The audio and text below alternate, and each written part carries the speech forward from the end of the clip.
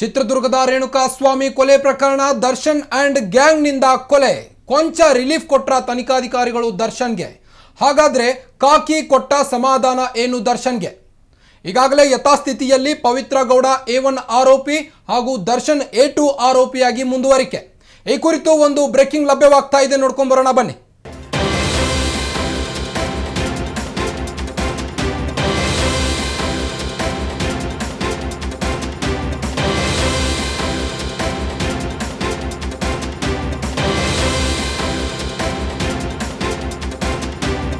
ಚಿತ್ರದುರ್ಗದ ರೇಣುಕಾಸ್ವಾಮಿ ಕೊಲೆ ಪ್ರಕರಣಕ್ಕೆ ಸಂಬಂಧಿಸಿದಂತೆ ದರ್ಶನ್ ಅಂಡ್ ಗ್ಯಾಂಗ್ನಿಂದ ರೇಣುಕಾಸ್ವಾಮಿ ಕೊಲೆ ಚಾರ್ಜ್ ಶೀಟ್ ನಲ್ಲಿ ದರ್ಶನ್ಗೆ ಕೊಂಚ ರಿಲೀಫ್ ಸಿಕ್ಕಿದೆ.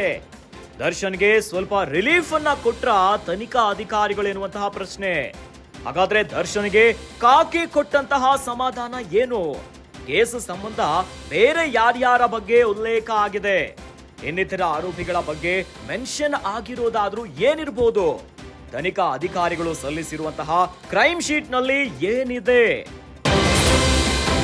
ಚಿತ್ರದುರ್ಗದ ರೇಣುಕಾಸ್ವಾಮಿ ಕೊಲೆ ಪ್ರಕರಣಕ್ಕೆ ಸಂಬಂಧಿಸಿದಂತೆ ದರ್ಶನ್ ಅಂಡ್ ಗ್ಯಾಂಗ್ನಿಂದ ರೇಣುಕಾಸ್ವಾಮಿ ಕೊಲೆ ಚಾರ್ಜ್ ಶೀಟ್ ನಲ್ಲಿ ದರ್ಶನ್ಗೆ ಕೊಂಚ ರಿಲೀಫ್ ಸಿಕ್ಕಿದೆ. ದರ್ಶನ್ಗೆ ಸ್ವಲ್ಪ ರಿಲೀಫ್ ಅನ್ನ ಕೊಟ್ರ ತನಿಖಾ ಅಧಿಕಾರಿಗಳು ಎನ್ನುವಂತಹ ಪ್ರಶ್ನೆ. ಹಾಗಾದ್ರೆ ದರ್ಶನ್ಗೆ ಕಾಕಿ ಕೊಟ್ಟಂತಹ ಸಮಾಧಾನ ಏನು? ಕೇಸ್ ಸಂಬಂಧ ಬೇರೆ ಯಾರ್ಯಾರ ಬಗ್ಗೆ ಉಲ್ಲೇಖ ಆಗಿದೆ? ಇನ್ನಿತರ ಆರೋಪಿಗಳ ಬಗ್ಗೆ ಮೆನ್ಷನ್ ಆಗಿರೋದಾದ್ರೂ ಏನಿರಬಹುದು?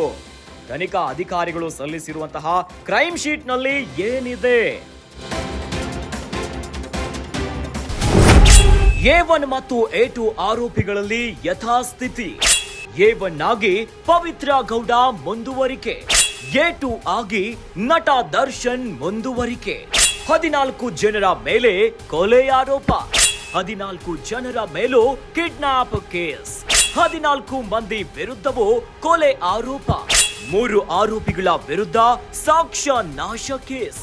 ಕಾರ್ತಿಕ್ ಅಲಿಯಾಸ್ ಕಪ್ಪೆ, ಕೇಶವ ಮೂರ್ತಿ, ನಿಖಿಲ್ ನಾಯಕ್ ಮೇಲೆ ಮಾತ್ರ ಸಾಕ್ಷ್ಯ ನಾಶ ಕೇಸ್.